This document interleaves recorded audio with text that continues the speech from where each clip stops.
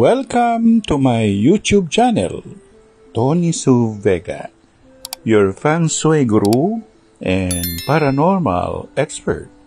Today is Monday, May 27, 2024, and it's the day of the rabbit. Today is the best time to buy rice, sack of rice, and put it in a rice dispenser.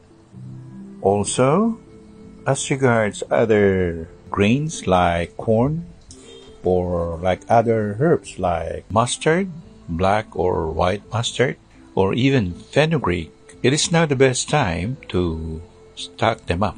Ngayong araw na ito ay araw ng Kuneho, Mayo 27, 2024, araw ng Lunes, pinakamagandang kulay ang puti. Ang gagawin sa araw na ito, pinakamaganda ang pagbili ng bigas at paglagay nito sa isang rice dispenser.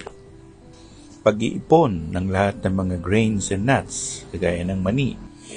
Kagaya na rin ang mga bulaklak o mga herbs o mga ginagamit nating mga condiments araw-araw, kagaya ng rosemary, at mga pampatimpla natin sa ating mga pagkain, kagaya ng cilantro.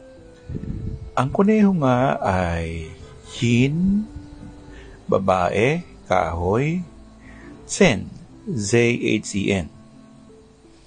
At ang mga tinutukoy niya ay ang mga butil, lamang ugat, o mga kagaya ng kamote, bulaklak, mga damo.